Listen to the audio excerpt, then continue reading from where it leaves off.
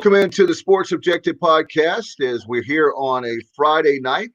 And of course, we have trivia. And ladies and gentlemen, we've got an action-packed show. Look who we have. We have Kyle from Grange Barber. Hey, man. What's going on, Dave, as day one of reopening begins? Very excited about that. Bubba Rosenbaum, the host. What's up? How are you? Going on, guys? Doing well. Hope y'all are.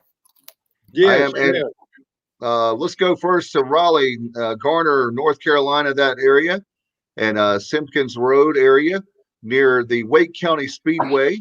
Our good friend Mike Ray from the host of Talking Racing with Mike Ray, joins us again. Hey, buddy, how are you?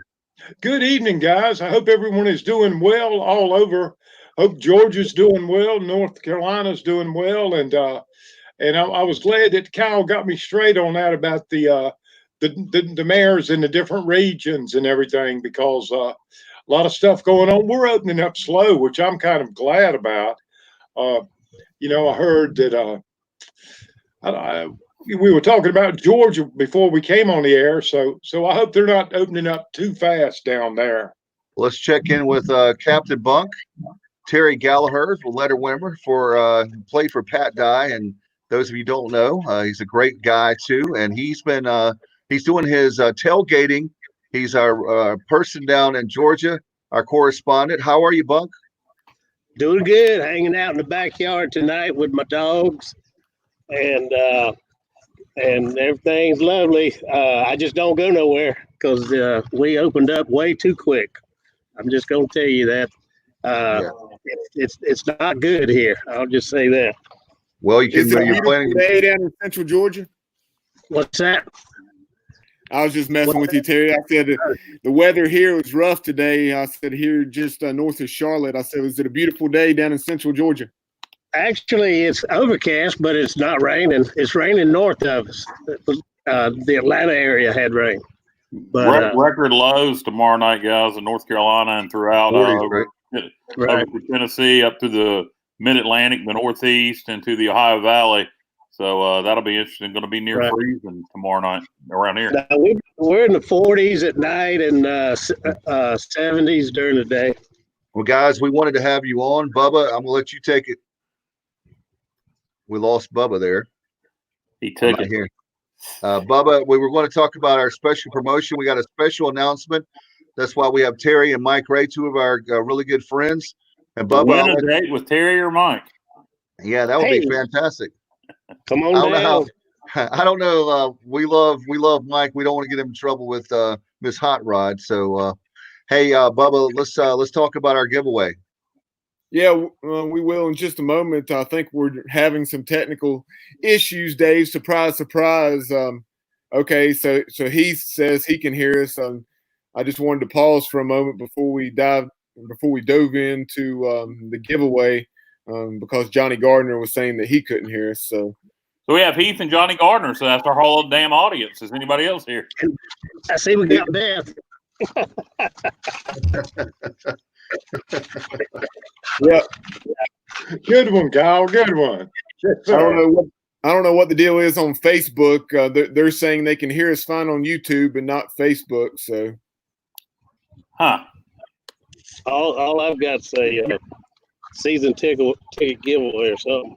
Jessica, launch Facebook on your phone and see how the audio is. We'll get Jessica to launch and see what she's getting. All right. Thank you. Mm-hmm. Nothing like live television, right? Yeah, no kidding. We'll see what Jessica finds out, but Heath and Dallas say that they are on Facebook and then they have audio just fine. So okay. Yeah, I've got it. I just tried it. I've got it, guys. You don't know how to get to it on Facebook? You go to the Sports Objective page. It's up there. It's up there. She says she's not seeing it. It's up here. Yeah, I just pulled it up. All right, guys. So let's go ahead and let's just go for it. And bring me your phone here. Let's do it here. Yeah, Bubba, let's go with you because I know that you want to explain the promotion for us. It's something we've been wanting folks to do actually since the probably December, guys, but we wanted to wait to the right time, and we feel like now is the right time with we're trying to get season tickets up there a little bit low. People are a little bit scared and nervous, obviously, because of COVID-19. Absolutely, Dave. We purchased a couple of season tickets way back, and like you said, have been waiting on a good time to start this promotion. I think it's a great time now. We're getting close to that decision on when and if football will be played. So you take a look at the screen there as far as our season ticket giveaway. And one of the things about this that makes it nice for the ones who are entering is you can have your name in the hat as many as 4 times. So what are the different ways that you can enter to win 2 season tickets for East Carolina football this season? Is 1, follow us on Twitter at TheSportsOBJ. If you follow us there and then retweet our pinned tweet, which will have a graphic similar to what you see on the screen right now, retweet that. Your name will be in the hat once. You can also have your name entered in once again by liking and follow us on Facebook. That's probably how you're tuning in tonight. You may be on YouTube. But if you're on Facebook, make sure you're liking and following our page if you've not already done so. And then also share the post. I don't believe it's pinned to the top of the page right now, but it will be. It should be the top post as we speak. And then on YouTube, subscribe if you've not already done so. And then wherever you listen to our show, if you listen on TuneIn Radio, make sure you favorite us there or follow. Each platform calls it something a little bit different, but subscribe, follow, like, whatever that particular platform, calls it, and then you'll get your name entered into the hat. So anybody can have anywhere from 1 to 4 entries and boost your chances of winning these 2 season tickets. Guys, we'll give a shout out to Chuck Young tonight, watching in. I know that he probably will be happy. Chuck and everybody, pass this along to everyone because we know this is a great promotion, something we've been wanting to do. And I know that we are going to have a season. I don't know when the season's going to be, but we will have a season. So go ahead and jump on this opportunity. Again, as Bubba said, the winner is going to be Tuesday, June 30th at 7 p.m. on Facebook Live and all the other social media. So 2 fan zone tickets. It's a $200, right at a $200 value. Maybe you already have season tickets. This is a great way to win some for your friends or family. And Mike, what do you think? I know you're a Georgia guy, but we'd love to have you at Dowdy Ficklen. Oh, this is a great value, Dave. I would say that any of our listeners out there to enter the contest now, enter it up to 4 times. You can follow and retweet on Twitter at the Sports Object pin tweet. On Facebook, like and follow the page and share the post. Subscribe on the YouTube channel, and you do a screenshot proof with the other way, the Instagram. So it's a good deal, man. Winner's going to be announced on Tuesday, June the 30th at 7 p.m. on Facebook Live. This is a great value, Dave. I know that I took my grandson, John, to a Wolfpack game a few years ago, and just for 2 seats and a parking pass over at Carter Finley, I think I ended up spending about $140, $160 for a Saturday afternoon with my grandson, which was priceless. We had a great time, but this is a great value, and we'd love to have you down in Pirate Country later on this year. No doubt about it. And guys, if you're I'll say something. If you're we're certainly not encouraging everyone to buy season tickets, but if you are on the fence because of COVID-19 for buying season tickets, and again, we are encouraging you to buy season tickets, then why not tweet, follow, like, share for a chance to win them? If you win them, you don't even have to buy them. And they're in the fan zone, and that's the upper deck, correct, Bubba? Yes, it is. It's the upper deck, and I believe it's strictly the end toward the boneyard and scoreboard. Yeah, but it's free tickets. I mean, for the season. And so, it's get in on it. All right, guys, tell your friends about that. And again, every Friday night we do trivia. So I would remind folks to do that. And let's real quick before we start trivia, guys. I know, Bubba, we got some great programming coming up in the next few days, right? Yeah, we really do. On Monday, we're going to be joined by Bob Rathman. He is a longtime sports announcer. He Anybody that's watched SEC and ACC basketball over the years, and he also was a commentator with the Braves on their television network with Fox Sports South.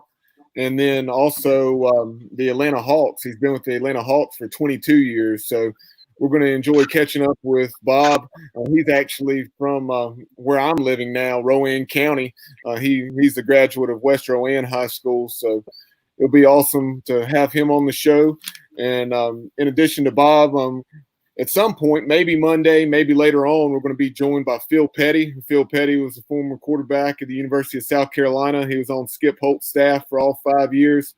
And he spent a couple of years as the quarterback's coach, I believe it was. And then the last 3, he was the tight ends coach. So Coach Petty is out of coaching now, at least out of college coaching, living down in Myrtle Beach.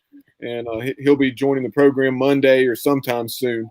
In addition to those, we will also have 1996 Miami watch party. That's when the Pirates went down to the Orange Bowl and defeated the Hurricanes, who were ranked 12th by a 31-6 score.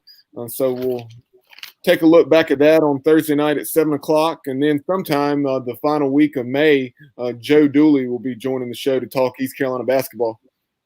Great stuff. And we're going to go ahead. And I know we got a 2-man crew right now with I know we've got Heath and Johnny and Chuck if you want to play along, and Dallas. But we're going to go ahead and get started. We're trying to work on our time and getting better with the length of the show. So we'll go ahead and get started, and people are we'll do that in just a minute. We'll get that really quick. But definitely, guys, make sure it's every Friday night. We're going to keep going with this. And if we have 5,000 viewers or a handful, we're going to keep doing it. We love it, and it's great to get around. And we get to see Kyle's cool hat every week. What do you think? Nothing like banging your head against the wall. So,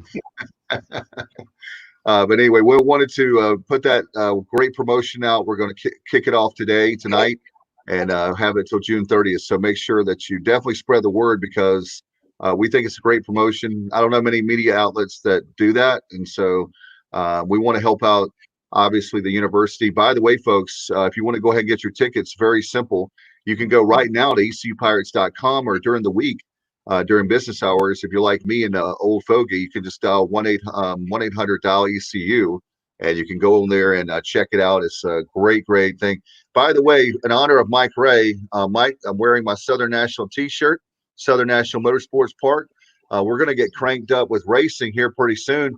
And by the way, Mike, you may not know it, but Terry Gallagher is a huge race fan. And when he's going to move up to the Wilmington area, so he's definitely going to come out and check out Southern National, and maybe even Wake County. We're going to have him as a special guest. I told him we'll put him up in the suites.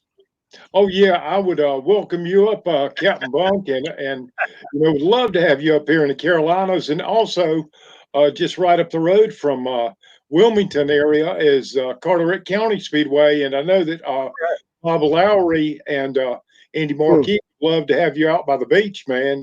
They have a good show out there. And once COVID-19 thing gets over with, we'll be running all over the southeast.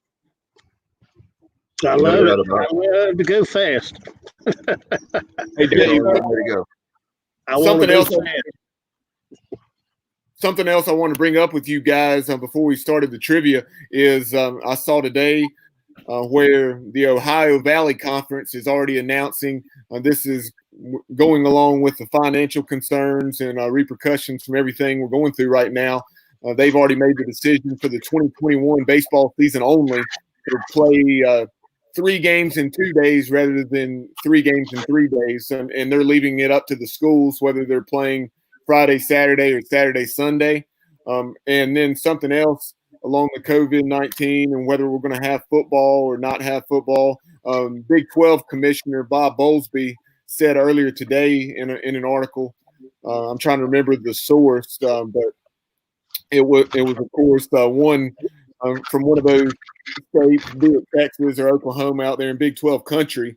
And he was just saying that it might be midsummer before the Big 12 made a decision. I found that interesting.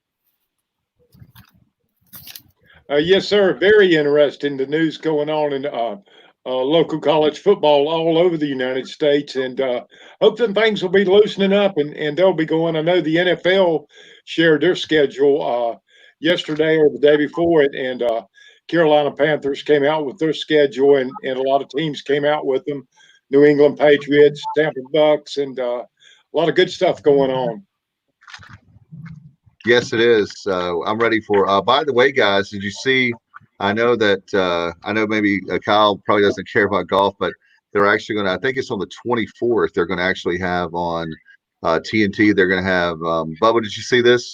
It's going to be Tom Brady and Phil Mickelson, and they're going to be Peyton Manning and Tiger are going to play a like foursome there, and a Super Bowl. It's going to be on TNT and TBS that afternoon. So, but they're all given the money, all the money raised. I think it's $10 million is going to be given to COVID relief. So I think that part is good.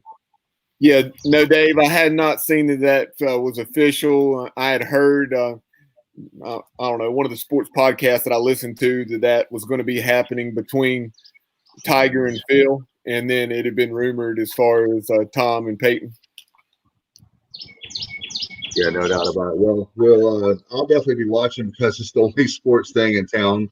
I probably wouldn't be giving it more attention, maybe a little bit of attention, but I'll give it more because what else is there to do, right, Captain Buck? Ain't much going on, that's for sure. And here in Georgia, we it's to me it's just not good. But we got right around 300 cases now and 15 deaths in our county. And the bad thing is they're not the way they count things.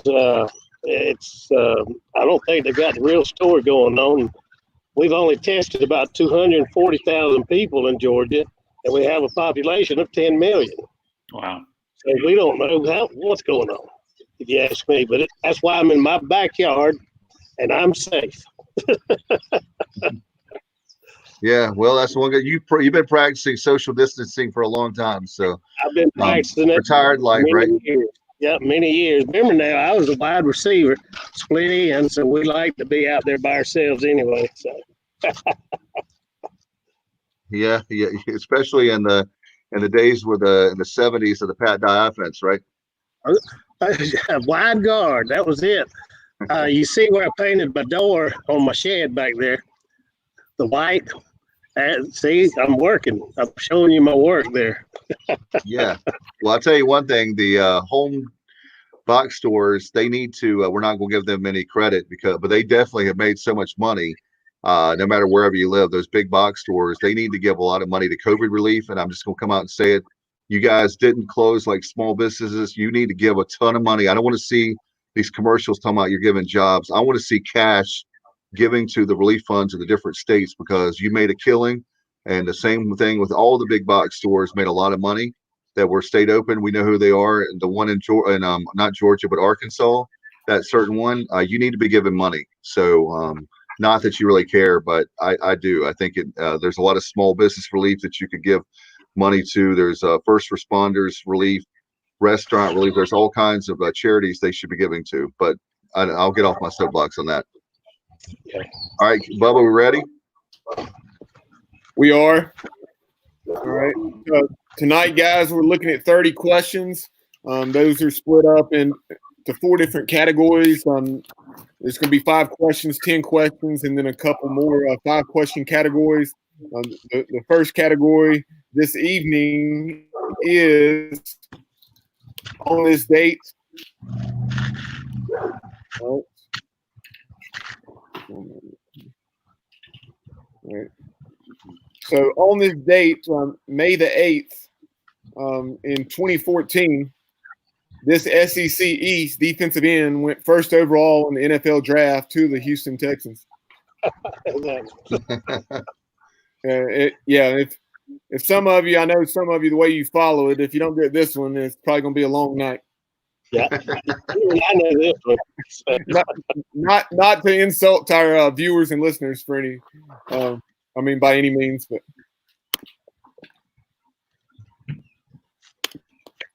we played against him. ECU did. We did, and he was right. It was his true freshman season, I believe. 10 seconds, Charlotte. guys. I believe it was in Charlotte. Yeah, it was. It was. All right. So, 5 seconds, guys. And stop. Hammer time.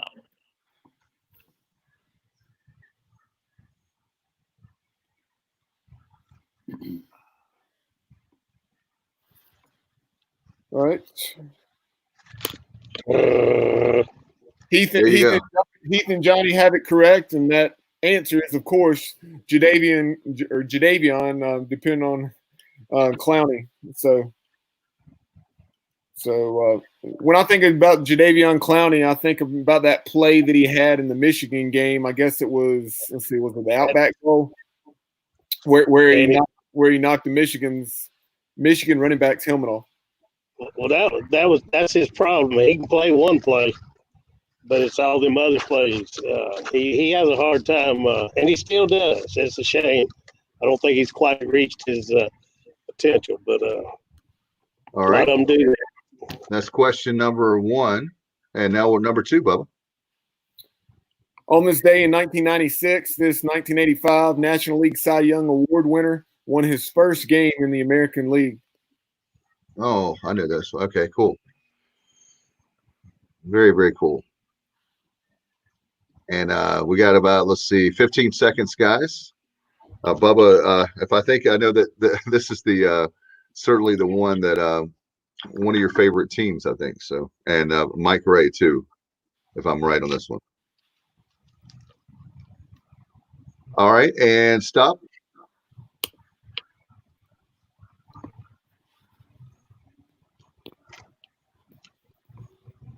I was wrong on that. I was wrong. Okay, that makes sense now.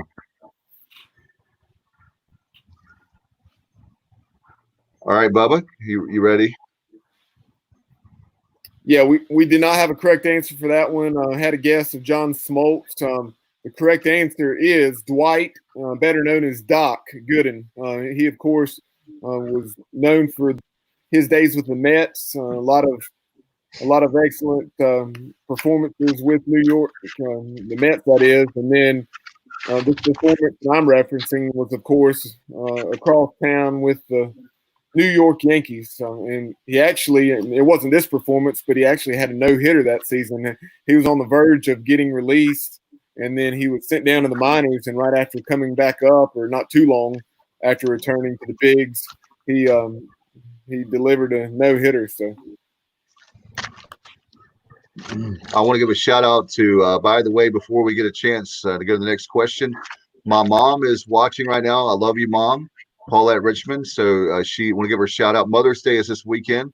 So to all the mothers out there watching, and if you have a mother, then don't forget. Let me do a PSA right now for you. Don't forget your mom. Sunday is Mother's Day. Go buy a gift for her. So anyway, for all you guys, I just want to give a shout out to your moms. And I know Mike Ray, I know your mom is in heaven, but I know that she's very special to you, and Captain Bunk. But I just want to give a shout out. The Mother's Day should be every day. Let me just say that Mother's Day should be every day. But happy Mother's Day to everybody.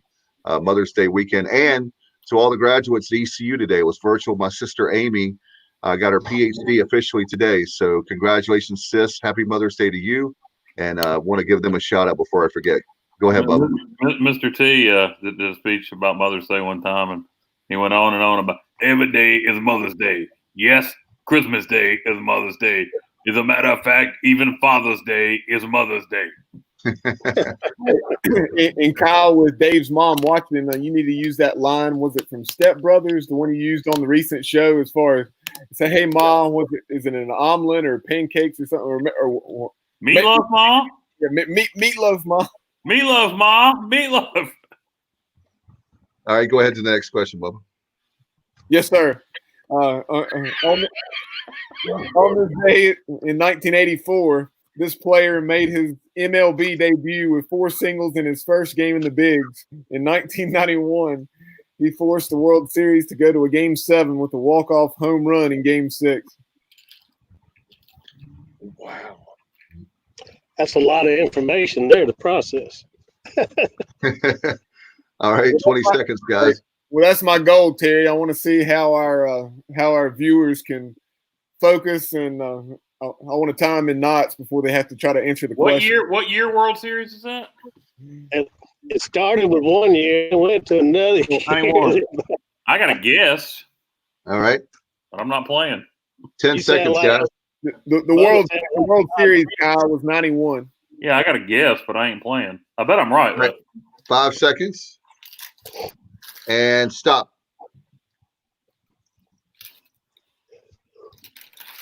Was it Kirby Puckett? It was. Yeah. Go Heath. Good job, Heath. My 90s baseball expertise. There you go. That's one for Beth. I'm more impressed that I know it. Thank you. And I know, Mike, you're a big baseball fan, so I'm sure you were chomping. I'm glad you guys cover me each and every week on here. I appreciate you letting me sit in because these questions are tough. Kudos to everybody that's getting them right because they are something else. Good way to pick out questions, Bubba. Man, there's some tough ones. Bubba, I actually had an '84 Kirby Puckett rookie card. It was one of my prize card collection. Prize cards in my collection back in the day. The late great Kirby Puckett, man, what a slugger! Miss him dearly in Major League Baseball. All right. On this day in 1973, this Cubs legend became Major League Baseball's first ever African American manager when he took over after Whitey Lockman was ejected. Oh wow! Yes, So he took up Major League Baseball's first African American manager after a dude named Whitey was ejected. If that ain't poetic, you tell me what is. 20 seconds. Yeah. Oh, wow.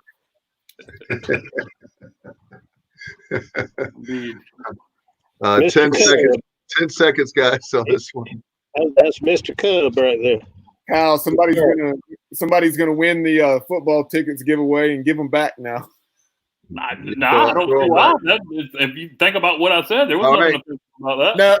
No, I'm just time. I'm just joking around. That's what. No. All right. By the way, Heath liked it. Sorry, Dave. Good. Willie Mays' birthday, right? This week, 89. Did I see that right? I think he's like 89. Mr. Cub, yes. Brought me a lot of pleasure watching on WGN during the 70s and 80s. Oh, yeah. A lot of pleasure on the he was famous out of Chicago. He was famous for the Let's Play 2. That's right. Yes, he was. Yeah, that was good. On this day in 1967, this boxing legend was indicted for refusing induction into the United States Army. Oh, great one there. I know who it is, but one of my all-time favorite athletes, guys, for sure. Wow, what a legend, and we definitely miss him too. Died a few years ago. We got about 20 seconds. Wasn't he pretty? Yeah, he was. He's so pretty. I tell you what, I love to watch him on a commentary because I love he could definitely talk. A good promo. All right, 5 seconds, guys. And stop. I thought this would be an easy one for everybody, but there we go. Heath. Yeah, they both got it. I'm sorry. I'll go with Heath on the screen though because he has the full thing. Muhammad Ali, formerly Cassius Clay. Yes. Brought me a lot of entertainment back in the day. All the great boxing matches that he and Smoking Joe and Lord have mercy. Everybody that was on the cards. Howard Cosell. Golly. I'm hoping and I'll just say this, guys, I'm hoping with the ESPN Plus package now where they need more programming, I'm hoping that they're showing more boxing on television. So I'm hopeful. I've been hopeful for Kyle and I've been talking about this a lot off air or several times that maybe somehow, some way we can get boxing back to where it used to be.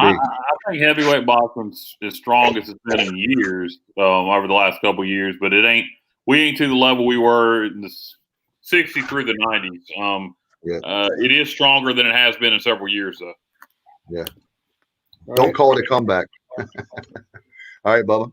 All right. We are now about to move into our next category, Pirate opponents. And so, guys, pretty much what this is, because last night I was trying some of these questions out on Kyle, and Kyle thought I went a different angle with this, and I certainly could have, and I probably will in the future. But tonight, this is talking about former student athletes or coaches who this is not necessarily what they did against East Carolina, but at one point or another, they played against the Pirates, and it may talk about what they did in their careers at their school or after they moved on to the professional ranks.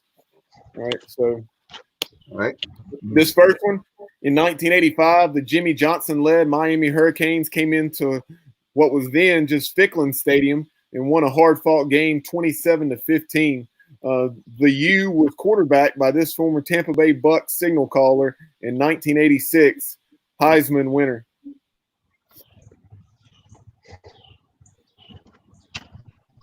Great question, and we've had a lot of great quarterbacks through the years to come through Ficklen. And I know Mike Ray down in your country, down in dog country there in Athens, you've seen a few guys as well. Yes, sir. Yes, sir. We've been blessed in Athens throughout the decades, and looking forward to a great season once this 2020 college football season starts later on in the year. I think it'll be going off in September, I'm hoping. Yeah, we got it. Well, let's give 10 more seconds. And hey, that was really cool, Heath, by the way, seeing Pacquiao fight at the MGM Grand. That's awesome. One of my bucket list things to do, and maybe we can all do that, is see a boxing match in Vegas. I would love that. Oh my God, that's definitely one of the highlights. And the answer we are, of course, looking for is Vinny Testaverde. Vinny was one of many great quarterbacks for Miami in the 1980s, and he went on to just an unbelievable NFL career in terms of how long it was. It was like 22 years or something. Yeah, and Heath is saying, do it, Dave. It's unreal. I can't wait. I love Vegas. I've been to Vegas twice. Amazing town. It's a great place to visit, and definitely I can't wait to see that.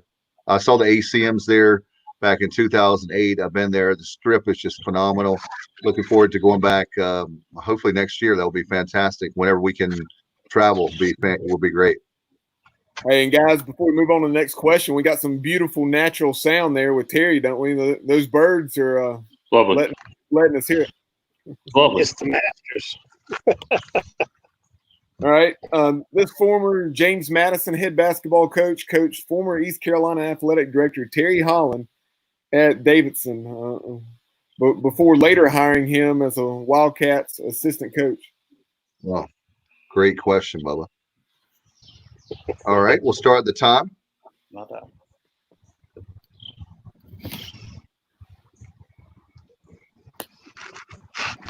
Great night. 20 seconds, guys.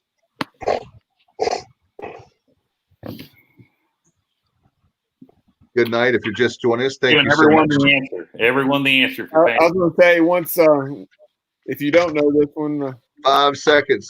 Then you're probably wondering what Kyle's doing right now. All right. And time.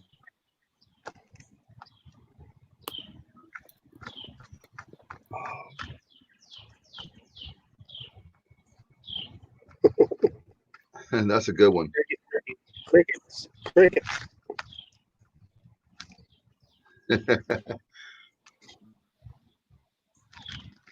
All right. All right. And Johnny Gardner got it correct, but I had already typed this in, and the correct answer is the left-hander, like Kyle was repeatedly doing. All right. The left-hander, Lefty Driesell. So that was just awesome back in the 1980s and early to mid 90s. Hearing Lefty Driesell when he would come into Williams Arena-Minges, well, I guess just Minges Coliseum back in those days. And one of the funniest things, I told this on the podcast, I guess at least 2 or 3 times, guys, and y'all know the story that I'm going to. They had a promotion back in those days.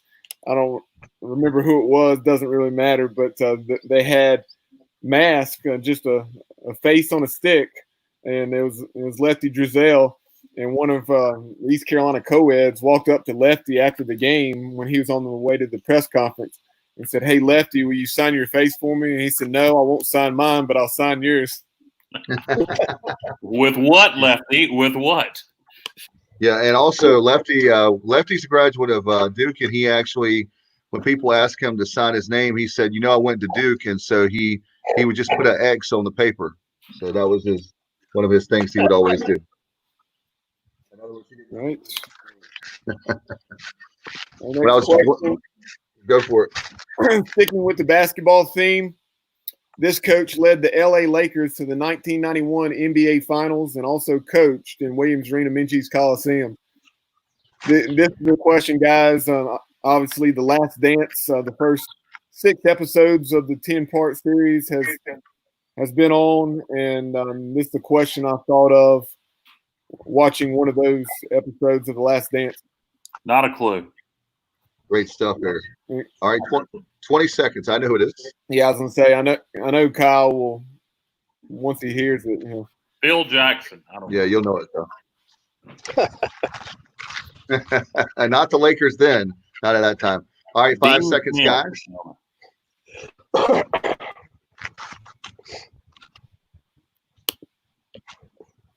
All right, time. All right. We do not have a correct submission unless somebody beats me before I press enter here. And the correct answer is Mike Dunleavy Sr. Right? Mike Dunleavy Sr. I don't know why you're so confident I would know that. I figured you would once you heard it, not necessarily what he did with the Lakers, but I thought you would remember him coaching Tulane. Well, now that you say he coached Tulane. Because remember him, he was the one that coached Tulane. He actually had a good year, too, after struggling in year 1. And then year 3, they went winless, 0-18 in the American Athletic Conference. Yeah, I remember now that you say it. Yeah, no, I was just adding some color.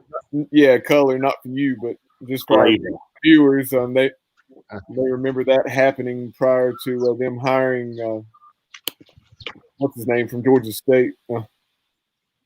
Lefty Driesell. No, Lefty coach. Lefty did coach at Georgia State, yes. Lefty did coach at Georgia State, but no, I'm talking about Ron Hunter. Oh, Hunter before, Tulane. Yeah, okay, I got you.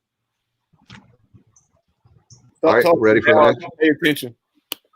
I'm paying attention. You're talking to Fort Worth. Yep. Houston, we have a problem. All right. Not Mike Houston. This coach led the LA Lakers to the 1980 NBA title before bringing the George Mason Patriots to Minges in the mid-90s. I know nobody's going to miss this because for that previous question, they were answering this guy. Yeah. Okay. Yeah, they do. All right, guys, we'll have 20 seconds. For the nation. That, by the way, folks, we don't have any more questions about The Last Dance, right, Bubba? I don't believe I'm doing the audible here. No, not. Well, anyway, at least not directly. Okay, Forbes magazine is actually Forbes Sports has said that they're averaging, guys, 5.8 million viewers for the documentary series The Last Dance. I don't know what it's about. Is it about Jordan and the Bulls? Yeah. Yeah, their last season it was called, Phil Jackson called it The Last Dance on a piece of paper. That's why it's called The Last Dance. I could give two craps. But now it's not. I know this isn't going to change the way you feel as far as watching it, but it's entertaining. Yeah, I don't like Jordan. I'm not a Jordan guy. I really wasn't a Jordan guy either, but shows like this, I find them interesting. And it wasn't just the 98 season. It was about that entire decade, or really more like 15 years from the time Jordan got drafted and how the Bulls progressed and gradually got better, challenged the Pistons, etc. So, but one more thing as far as Paul Westhead, guys, before we move on, do y'all remember with the Loyola Marymount's team back in the day when they had Bo Kimball and then Hank Gathers? Hank Gathers collapsed. Hank Gathers passed. Yeah. And but anyway, the reason I bring that up is because Paul Westhead coached that team. This Tulsa quarterback scorched the Pirates in 1993 before going on to start 93 games in the NFL from 1994 through 2008. The first 44 starts that he had were with the Redskins. I do know this answer. I do know this one. Well, all right, 20 seconds, guys, on the clock.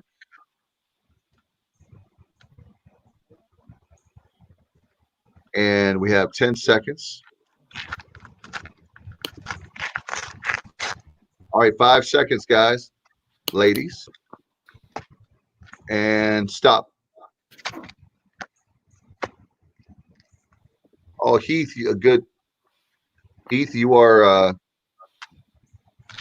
Heath, that's a good guess, but that's not right. And Johnny, go Johnny. See, Johnny's got it looks like he's got the answer. Want to give a shout out to, want to say hello to Mindy watching. Hi, Mindy. Thank you for watching tonight. You can tell your friends to watch us every Friday night at 7 o'clock right here on Facebook Live.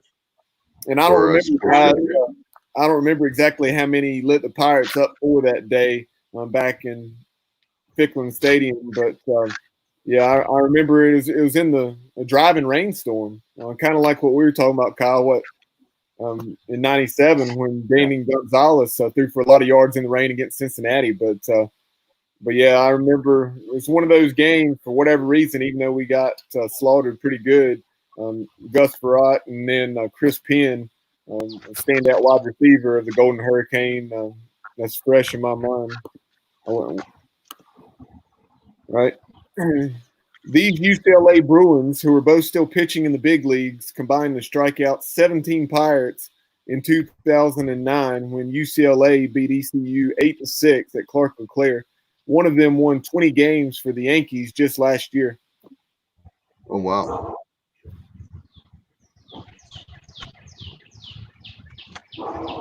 Crazy, man. I'm stumped on this one, guys. I'm not sure offhand on this one. I'll say I'm glad that I'm keeping time. All right, 10 seconds. 5 seconds. All right, and stop. All right. I'll give it a moment, just for any lag. See if Heath and Johnny, anyone else have anything for us.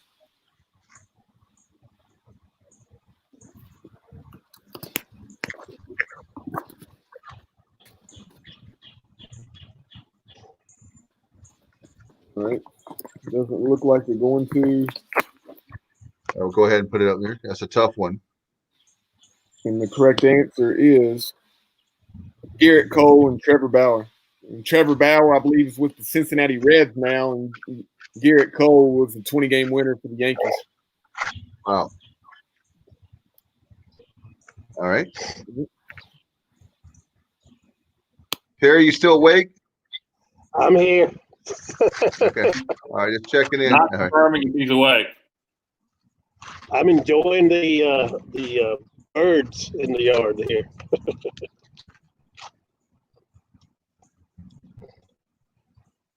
All right.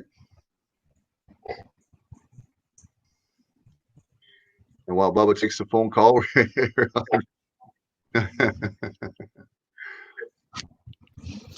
Sorry. I muted myself so I would spare our viewers that phone call, but I'll give you one guess who it was, Dave. Right. I have no idea. Why was Jennifer calling you right now, Bo?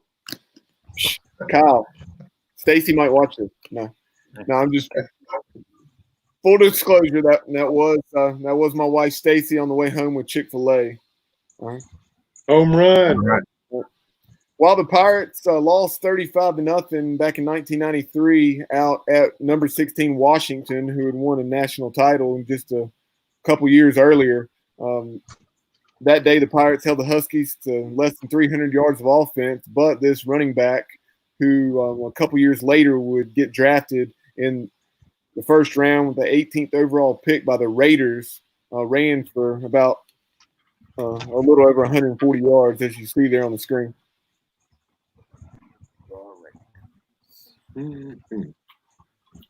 He played for the Raiders. I think that was the only team that he played for, and he was in the league for about 5 to 6 seasons. Give a shout out to, looks like we got a new Robert Matthews is watching. Hey, Robert, thank you for coming on. Tell your friends about us. And Robert, every Friday night. Robert, that is the correct first name. Okay.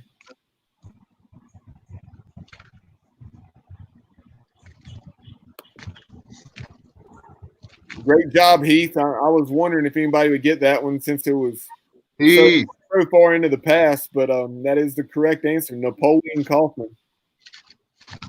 No doubt about it. Wow. Napoleon Kaufman. I just remember, I'm trying to remember which guest it was. One of the guys that we had from that era, I don't know if it was EMAC, but they told us a funny story about the locker room in that game. It was right there. The visiting team had to listen to Washington come down the tunnel prior to us taking the field, and they said it was pretty intimidating, to say the least. All right. This is a question that's kind of indirectly related to The Last Dance. Phil Jackson's successor with the Bulls. Phil Jackson's successor with the Bulls, and this guy, of course, coached in Minges. That's what I was going to say. I remember a college basketball coach that they groomed to take Jackson's place. Oh my gosh, I can't think of it now. But I'm not playing, so that's good. That's good. No doubt. Let's see. 10 seconds, guys. All right, 5 seconds.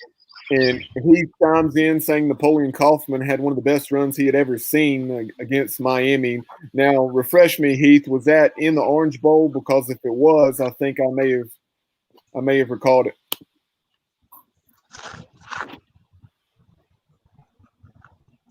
And the correct answer is Tim Floyd. You think back, I want to say it was the 2010, 2011 season.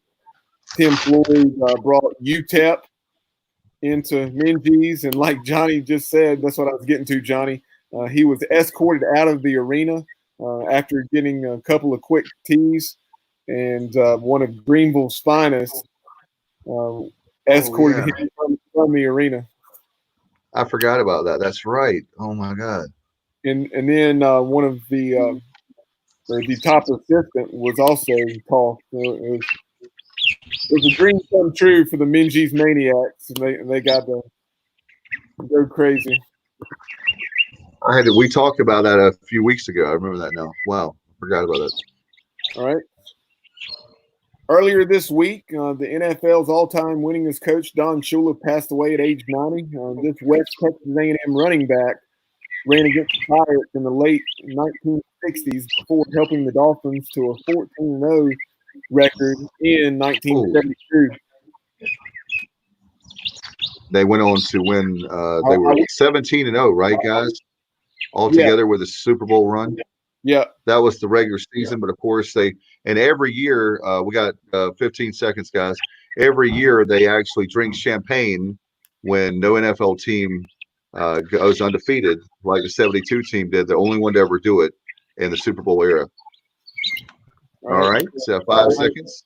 Yeah, we can go ahead and we'll submit your answers. I will tell you that no help needed.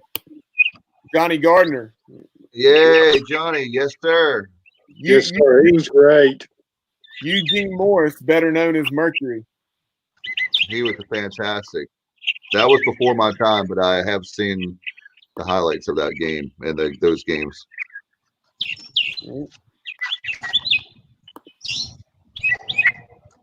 Terry, do you have those birds mic'd up? Yeah, Terry, tell that bird to shut his mouth. I'm getting worried. I feel like I'm in Alfred Hitchcock's movie. You better run for cover. Yeah, they calling their friends to come on over.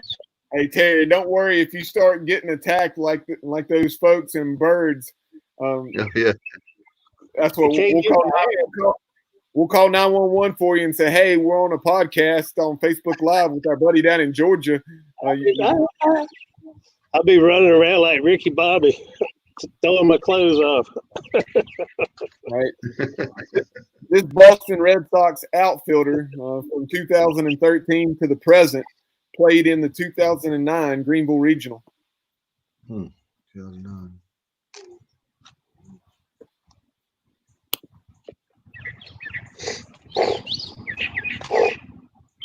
All right. So we have about 10 seconds, guys. Hey, knock it off. And guys, right now, as it so often is, Johnny and Heath are all knotted up. I believe it's eight apiece.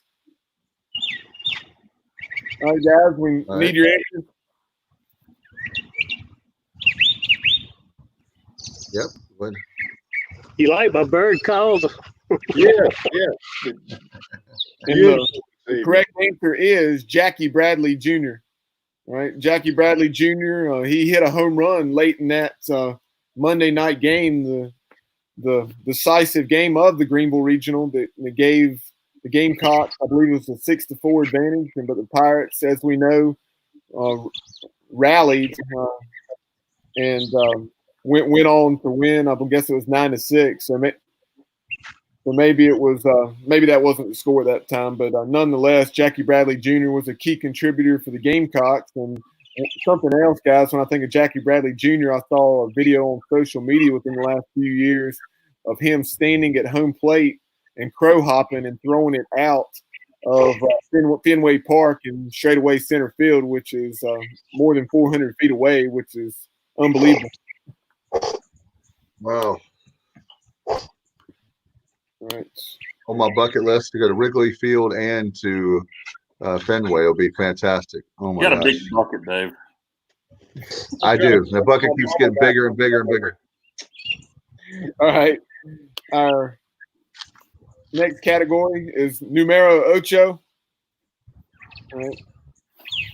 So obviously all players or athletes wearing the number 8. This first one, for the first decade plus of his career, this Lakers great wore number 8. Dale Earnhardt Jr. That's a very easy one, actually, Kyle. Ironhead Jr. Yeah, right, Dale Earnhardt Jr. All right, 10 seconds.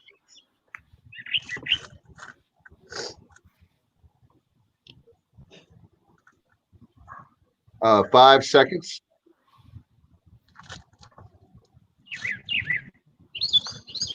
And stop. And the correct answer is Kobe Bryant. I want to say sure it is one. 1996 was Kobe's first season, and then he wore number 8 up to I think it's like 2007, and up until the end of his career, he of course transitioned over to 24. Yes, he did. His wife Vanessa, actually, I think is going to do a lawsuit against. There's some graphic pictures of that helicopter crash. They announced, I think, today that she's, I think, going to file a lawsuit about that. Unfortunately, so that was news out today on Kobe. All right. This Red Sox great and 1989 Baseball Hall of Famer inductee hit more than 450 career home runs in his career spanned more than 2 decades in Boston. I know this one. Wow. All right. We'll have 15 seconds, guys, on the clock left. 10 seconds. 10 seconds left. Hello, Dan, listening, watching, and Becky. Hello to y'all. 5 seconds. And stop. Yep. Dan, Johnny, and Heath all got it correct. They simply said Yaz, and then Heath. No, we'll take that. Yeah. Heath, Carl Yastrzemski's.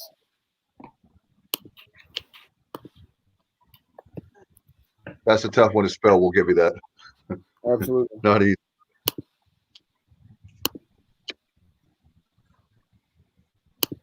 All right. And Captain Bunk looks like the birds must have got him. There's an empty chair. So hopefully Captain Bunk is okay. And Mike Ray, there's no birds in his. We got 2 chairs now. I guess we bored him to death for. No, Mike said he'd be right back. I'm just teasing that. This UCLA Bruins quarterback was drafted first overall in the 1989 NFL draft. And one of the all-time greats, no doubt about it. I'll give away. I'll say a fact here in a second, but we have 10 seconds, guys. 10 seconds. All right, and 5 seconds. And stop. It looks like Johnny's got it. Looks like everybody's. Yep. Hello, Jim. Jim joining in now. Hey, Jim. Thank you so much for joining in tonight. One of the greatest 3 Super Bowl rings with the Dallas teams in the 90s, and of course does a great job as an analyst on Fox now. No doubt about it. Former All right, we got Mike back and Terry. Captain Bunk is back. No birds attacked him. I went and took care of the birds. Okay. Former teammate of Robert Jones and John Jett. Hey, Jim. Hey, Buck, don't say that because we're going to have PETA shutting us down here on Facebook Live. So please don't keep that in mind. I got you. I'll go back to sleep. And yet, Johnny said, where did Troy Aikman start his career at? And I was pretty sure on this. And Jim said Oklahoma. All right. This Pittsburgh Pirates great who hit 475 career home runs from 1962 to 1982 was the World Series MVP in 1979. And guys, do you know what their song was that year for the Pittsburgh Pirates? I love those throwback uniforms. We've got 20 seconds on the clock, guys. And I'll keep an eye on that. We Are Family, Sister Sledge. So do you remember that, guys? I know, Terry, I know you remember that with your leisure suits in 79. Oh, yeah. Saturday night. He also had the Pepsi Cola Bottling Company franchise in Danville, Virginia back in the day. Oh, that was a great that was one of the first. I think that's probably the first World Series with the Orioles and the Pirates was the first World Series I ever remember was 1979. So cool. That was one of my favorite ones. And the correct answer is Willie Stargell. Hey, you remember Earl Weaver? Good old Earl Weaver. Back in the day, they used to have the greatest managers ever. They would argue with the umpires. I don't know if they've cut that out, but I missed that where they argue with the umps and get tossed out like Billy Martin with the Yankees and Earl Weaver. You could go on and on. I don't want to take chew up time, but I missed those guys. Yeah, managers never argue anymore, Dave. Not like they used to. Oh my God, not like they used to. No, I'm just kidding with you. All right, the final question in this category: NFL Hall of Fame punter out of Southern Mississippi. It's not Brett Favre. I coached with his his brother was on the same coaching staff with me at a high school here locally. He's a hell of a guy. He can also punt. Hell of a guy. 10 seconds, guys. 10 seconds. Could play good golf too. And one well of a guy. All right. From And Thompson, Georgia. stop. Man, we're on a roll, guys. Appreciate all you guys chiming in. Good to see you guys up here. And that correct answer is Ray Guy. Of course, FBS has the Ray Guy Award to the nation's top punter. That's where I know. That's how I remember him. The award. You didn't know he played at Southern Miss? I didn't know the Southern Miss part. I definitely can be honest. I didn't know that part, but I do know who Ray Guy is. Dave, Played at you know Thompson in Georgia. He's from Thompson, Georgia.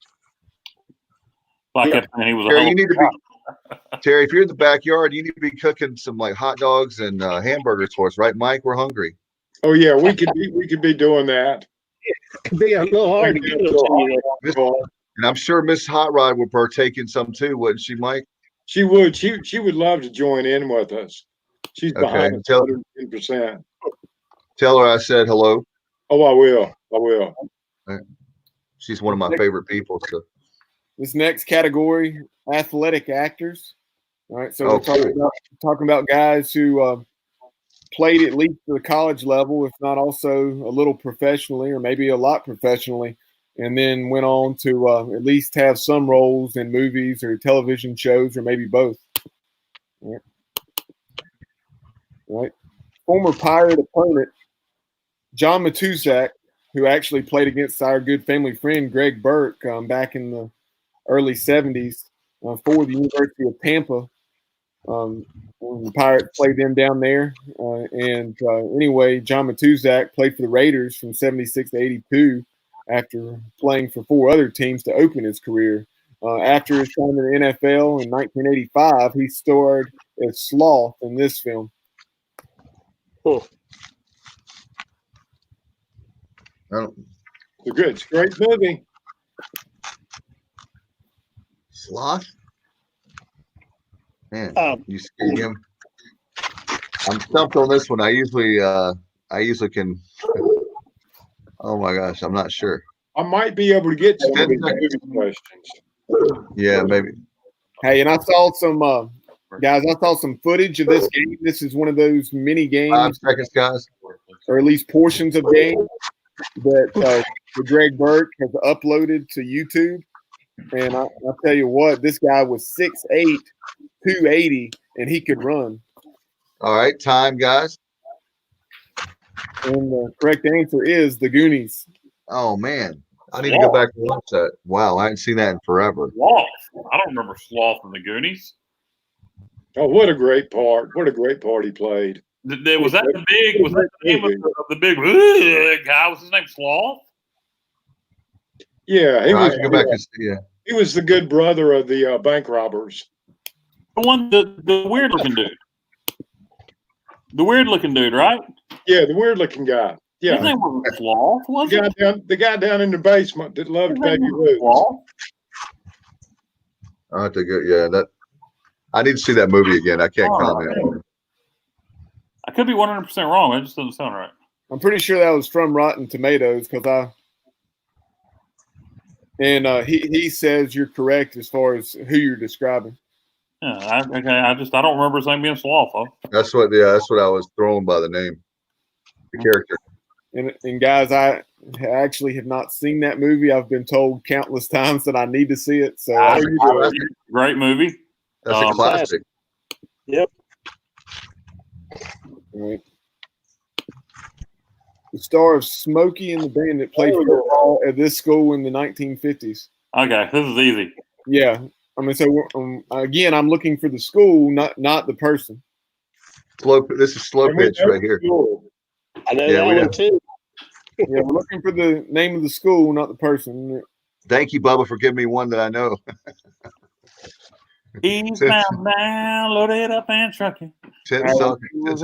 Can be done. We got a long way. So come on, everybody. It ain't short time to get there. I mean, watch your bandit run.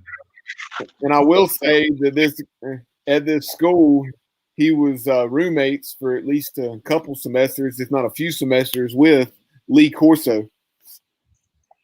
Oh yeah, that's right. Lee Corso, the Pirate Nation. Not the fast, my friend. And the correct answer is, of course, Florida State. Yes, sir. FS. I tell you what, Bob at Bowden, he made FSU, man. They need to. Hopefully, they can get it going again. Yes, and like you were saying, Johnny, not only roommate, but of course, like is often the case, Lee Corso is on the football team as well. And kind of a funny thing that I saw, guys, if this information was correct about Burt Reynolds, is that he gave up his football career. I want to say it was his sophomore season, and I think that year, I don't know if they beat NC State 7-0 or lost 7-0, but they said that he. I think the big play that he gave up was the game-deciding touchdown in a 7-0 loss to NC State. And by the way, on last Sunday afternoon, they had saw on television. I hadn't seen in a long time. The Longest Yard. That's one of the best sports movies ever, in my opinion. Original version. Original. I love that movie. I hadn't seen it in a long time. A remake. Yeah, it was good, but I enjoyed it because I love Adam Sandler. But the original is, oh my god, man! I hadn't seen that in a good while. It was nice to see it again. One good thing about social distancing, right? Get to catch up on new movies you haven't seen or ones you haven't seen in a long time. All right. It was filmed here in Georgia and over near Savannah, and the legend or the myth, whatever you want to call it, is that there was quite a bit of action over at a local club there one night whenever the cast members got together with a bunch of locals and didn't exactly hit it off. So they had two longest yards. Yeah. This guy starred alongside Denzel Washington in the 1998 film He Got Game. Oh, okay. That was a good movie. Huge fan of Denzel's. We've got, let's see, 10 seconds. I thought Kyle was sounding the bell there 2 seconds in. He's like, you know this one. A rapid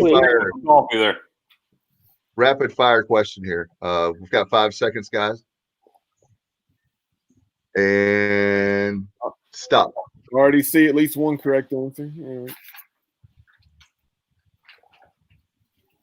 And the correct answer is UConn great Ray Allen. Man, what a shooter. Oh, my gosh. He got game. Yes, he made your game. Oh, my God, man. If he got the ball in his hands, he was dangerous. That's right. We talked about that, isn't it, Terry? They said he got game. Dan said Tupac. No, Tupac is that's a Kyle answer right there. We talking about Dan, I like your answer though, Dan. That's cool. I like your answer. Let's see. All right.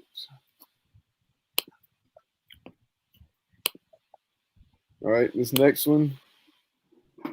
Seabass in the film Dumb and Dumber was played by this NHL Hall of Famer. Oh, I love that. Hey, and I actually had no idea about this as much as I've seen that movie. Even though I haven't seen it in a long time, I never, just not being a hockey fan, I didn't realize that that's who this was. Wayne Gretzky? 10 seconds, guys. I will say that this guy, he was cast perfectly and did a wonderful job of playing his role. He typecasted, right, Bunk? Mike. I will say 5 seconds. He played for the Boston Bruins. Yep. All right. And stop. And Jim and Dan have it correct. Cam Neely. Cam Neely of Boston Bruins fame. He played Seabass in that. Well, guess what? 1994 movie Dumb and Dumber. How about that? Johnny Gardner giving us some facts here. Tupac's mom lived in the Lumber's area. Oh, there you go. Nice, Bubba. I had no idea about that. Tupac, one of the greatest of all time, certainly in hip hop world, and California Love is one of my favorite songs ever. So, all right. I like Biggie. I'm a notorious Biggie fan. So, yeah, Biggie. Biggie. Was drafted by the Pittsburgh Steelers in 1969, but married Peg instead. Oh, wow. A great one. 15 seconds. I know this one. I do too. Hey, Kyle, can you impersonate this character's voice? Not. Well, I could try to. It sounds more like not really it, but it's like this right here. You know, some fat lady tried on shoes, and I like boobs. 5 seconds. That's it. I love that show. When speaking of class, sounded like Lou Holtz. Well, I can do a little better than that, but. Oh yeah, I knew that was. I knew. Yeah. All right. And Dan says Al Bundy. We'll give him credit. Oh yeah. Jim's got it. Yeah, Jim had the answer I was looking for, and that's Ed O'Neill. Ed O'Neill made a movie in the 90s that it was not a hit, but I love it. It was a little comedy, Dutch, based at Thanksgiving, where he picks up his he's got a new girlfriend. He's going to marry. He picks up her son, who's a spoiled, rotten brat, and they drive across the country together. And it's a great movie. It's a great comedy. And I cannot think of the name of it. It wasn't a hit, but Dutch, right?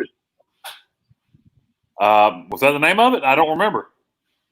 I'll double check. I think it was something like Dutch. I'll have to. You put me. I mean, I'll double check right now.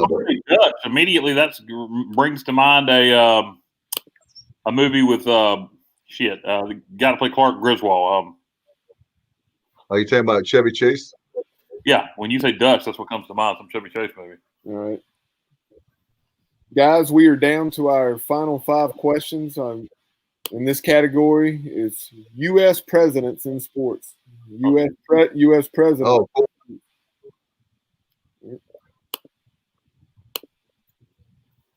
Was it 1991, Kyle? I'm looking up Dutch, Ed O'Neill. It could have been 91. It was the 90s. That could be it. This president is best known for the New Deal, but was also a cheerleader at Harvard. Donald J. Trump. The New Deal. I can picture him as a cheerleader at Harvard. My mother saw him on the back of a train in Georgia, and really made a lifelong impression on her when she was a young lady growing up back in the 30s. There we go. Correct answers coming in. Johnny Gardner has it. A little misspelling there, but it's, of course, FDR that we were looking for. Johnny got it, Jim, and Heath. I double-checked. I was correct, Kyle. I double-checked to make sure it was 91 film. It was a great movie. Yeah, it was good. I hadn't seen man, you bringing back memories, Kyle. I hadn't thought about that since it came out. That was a good movie. I'm a huge Ed O'Neill. I like him. So. All right.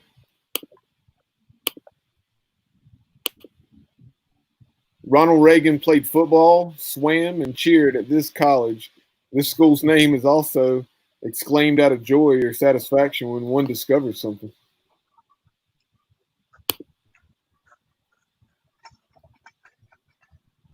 All right, it's 15 seconds, guys. You said it screamed out. This name is screamed out of joy. Yeah, there was a University of Kyle. That's good. That's all great. Right. The win one for the Gipper. All right, stop. Hey, when Johnny Gardner gets, I guess he was neglecting the last part of that question. When Johnny Gardner is joyful, he screams USC, USC.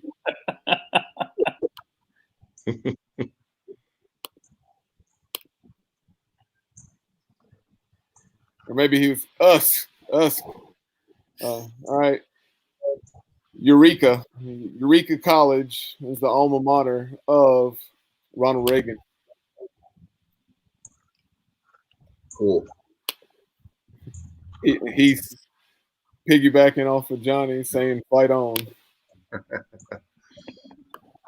Eureka. Yeah, I definitely knew that because that was one of those that it just stands out because it's so random. It's not like Harvard or a name school. Right.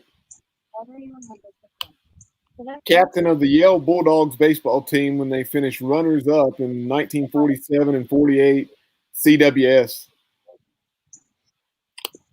Right. George Bush.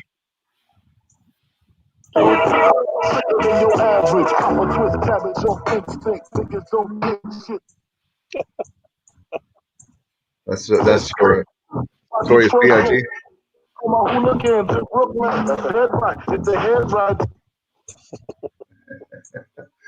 There you go, Terry. Get a little musical interlude for you. Hey, easy, Terry. We don't want to have this video pulled for copyright.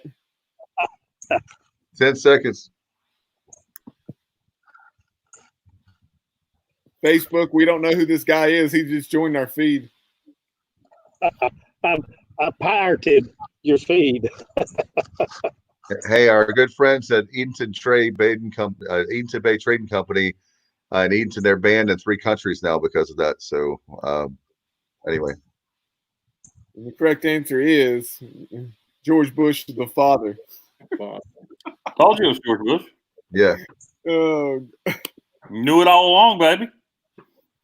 Yes, sir. 41. No new taxes. Now that was more Ronald Reagan doing George Bush, wasn't it? No, he just said, "Read my lips." You're right. You're right. Yeah, Read my lips. Here's some music there. What do we got there? That better? It sounded familiar. What was that? That's some George Allman Brothers. All right. All right. Just one moment, guys. I know. 3 times is too many. George W. Bush was a part owner of this MLB team. I know that one. Me too. Me too. This should be a softball. Yeah, if I know it. Yeah, you're right. I know it. All right, we have 15 seconds, guys. 15 seconds. Jeez, Bo. I don't know where you get these questions at. And know the answers. That's even crazier.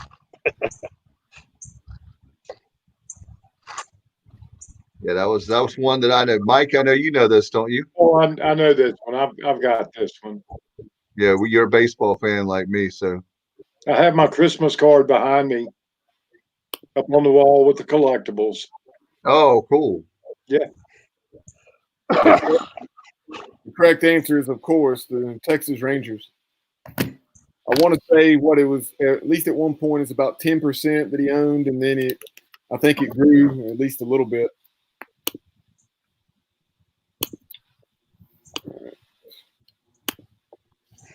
This former president was a staple at Atlanta Braves games after his presidency. That's easy. Yes, sir. Yes, I love that, man. Yeah. Peanut farmer himself. Buy me some peanuts and Cracker Jacks. I don't care if we never come. Root for the home team. If they One, two, three, make sure out of the ball game. There you go. You don't have to pay extra for that. Too many songs, huh? Yeah, we're getting more viewers, man. The viewers are coming in now thanks to Terry singing. So. Wow. America, Georgia's got talent. Me and the birds out here. Then got some dogs howling. Good, good. Hope they're bulldogs. Starting to get the big mosquitoes flying by. Birds. Time. All right. Correct answer is Carter. Hey, Jimmy Carter. Hey, Mike or Terry, can y'all give me some Billy beer? Yes, sir. I'll have they it next week. I've just maybe hey, Heath or Johnny, maybe y'all could get me some Billy beer. Y'all are in the alcohol business. Y'all can help me out. Anybody can give me some. I've got a can around here somewhere. I just don't know where it's put. But Billy Carter donated money for Georgia Southwestern College to build a library. And when I was doing my master's thesis paper, I spent half my life in that library. So but there's a lot of his stuff in Georgia Southwestern library. And Heath and Johnny, we always can give a gift card away. We're going to give another one out tonight. But for maybe people love to have some alcohol in the company, that would be fantastic. So just call Dave Santa Claus. Well, never mind, you shave. That's right. My day job was pretty hard on me about shaving, so I shaved. So next. That was our last question. So oh, cool. So we have a tie between Heath and then also Johnny. Fight to the death. Yeah. So I was confirming my tiebreaker question here.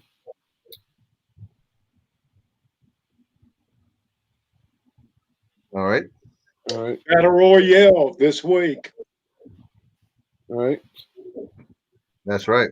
So, guys, we've used a similar tiebreaker before. It's actually off the air when we had some technical issues, and I think it was the very first time we did this. And the answers were coming in at different times, and not all the answers were showing up, and so forth.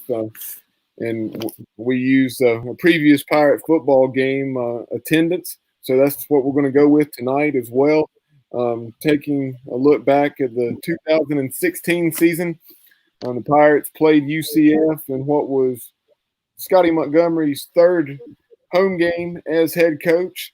And that day, what was the attendance when the Knights took down the Pirates 47-29 at Dowdy Ficklen Stadium? Why you got to bring up Scotty Montgomery? Hey, and guys, just to be clear, it does not matter if you go over. This isn't The Price is Right. Whoever's the closest, whether it's high or low. I've got rain falling on me. Ready night, Georgia. I knew that was going to Brooke Benton, ladies and gentlemen, up there in the top right of your screen. It will be. Johnny raining all over the world. Johnny and Heath, take about another 10 seconds and go ahead and Scotty Montgomery. It's probably about 4,000 something. Right. Quiet for a moment. Johnny cannot hear the question. The question is, Johnny, the tiebreaker between you and Heath. All right, we have some feedback from somewhere. Huh? All right. Me. The tiebreaker is, what was the attendance at the 2016 East Carolina UCF football game at Dowdy Ficklen? All right. Johnny, we need your answer. He says 38,671. It's pretty close. Not a bad guess there, Heath. Man, you guys we need to have them come on. I'm fixing to get stormed on. He didn't worry safe here. I'm going to exit. Goodbye. Oh. And tonight's winner is Johnny Gardner with the guess of 41,000. The attendance for that game was 46,042. Wouldn't it be nice, guys? Life yet. That was only a third home game. Yeah, wouldn't it be nice to have 46,042 for a Pirate football game? Hey, we will have it. Let's do this. Let's make this happen. Yeah, no doubt about it. Hey, Mike, you need to come down to a game with us. We'd love to have you. I will. I'll come down. I won't be able to bring Miss Hot Rod. She's not getting around too well right now, but I'll be down myself with you guys, and we'll throw down this fall and have some fun in Greenville. Well, hey, you guys will tailgate, right? Yes, sir. Yes, sir. Kyle, you'll come tailgate with me?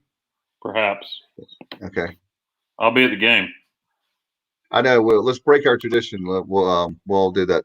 Look at and that. I know Bubba. Big Bubba. Big Bubba. Yeah. And Big Bubba Rogers. Good job, Johnny, by the way, giving Johnny a shout out, and appreciate everybody playing tonight and working really hard. We'll give Johnny another man. How many wins does Johnny like the Keith Jennings? Johnny wondering when the hell he's going to get some of his prizes. No, John. Yeah, I've reached out to all of our winners, and they know they're not being had. But right quick before we go, guys, very quickly, we will do that. Show that once again. Just promoting our season ticket giveaway. So if you'd like to win a pair of East Carolina season football tickets, definitely go onto our social media accounts right now before you leave Facebook. Go ahead and like, follow, and share if you've not already done so. You can tell your Pirate friends who are on social media, or tell them if they don't have social media, if they would like to win a couple of season football tickets. Now's a good time for them to get a Facebook account. And if any of you guys right now are on the ECU football message board that we were banned from, if you could share this, any of our viewers, from the Sports Objective page about our contest, we would really appreciate it. Yeah, we're banned. We're banned. So if you could do that, we'd appreciate it. Yeah, we'll do that for you guys. And Johnny and Heath, we'd definitely love to have you on if we can. Definitely, I know Dallas, and I know a lot of people watching right now that would love to find out more about your company, and certainly with I know they send the ECU football Facebook page. Yeah, we'd love to have you guys on, especially since you guys have been probably our biggest fans. There's a lot of other guys playing too, but appreciate you guys. That'll be very good. And there's some other folks that couldn't make it tonight, that friends of mine and people that do it. So, yes, and to answer Heath's question, as far as the screenshot is concerned, and we'll explain that again, but what we're looking for there is if you, let's say you listen on TuneIn Radio or SoundCloud, like I mentioned at the beginning of the show, different platforms call it different things, whether it's favoriting via like clicking a heart or clicking follow, clicking subscribe. Subscribing is in general term. Generally term, what we're looking for, guys, is subscribing via whichever platform you listen to our podcast. So when we're not on Facebook and YouTube, so there are possible 4 different ways that you can enter this deal. And obviously, if you have your name in the hat 4 times, you have a much better chance of winning than if you have your name in the hat once or twice or whatever. So definitely check that out and go ahead and retweet, share all those good things. And then here in the upcoming shows, we will be catching up with Bob Rathbun. And like I mentioned, ACC and SEC basketball announcer with Raycom. And Fox Sports South also is called Braves, Atlanta Hawks, etc. And we'll also have Joe Dooley at the end of the month. And then we'll also have Phil Petty coming up sometime soon, former South Carolina quarterback. But the main reason we want to have him on is because he was on Skip Holt's staff for the duration of his time in Greenville. So we can talk about him building a program from basically the ground level like ours pretty much is now, or close to it, up into a Conference USA champion, or in the case of today's team, obviously an American Conference champion, what Coach Houston will hopefully build here in the next few years. And of course, the son of Tom Petty. Or Richard Petty, right, Mike? No, Tom Petty. Yeah, I guess we lost Mike. All right, guys. Well, thank you so much to Terry and Mike and everybody watching and playing. And certainly we'll have to get Heath and certainly Johnny on. Maybe we can get them on and we'll give away some adult beverages. I mean, hey, guys, what else do we have? With social distancing, we've got the summer coming. Love to do something with them, and appreciate their loyalty to the program, to the podcast, and of course trivia. That will be great, no doubt. And Dave, very quickly before we wrap this up, I just want to clarify with that screenshot, you can post that in the comment section on Facebook, or just simply replying to the tweet. So either one of those will work. No doubt about it. All right, we do this every Friday night at 7 o'clock. So it's the show is building. Thank you so much for more with us this week. And until next time, you've been watching Trivia right here on the Sports Objective. Good night, everybody. Go Pirates.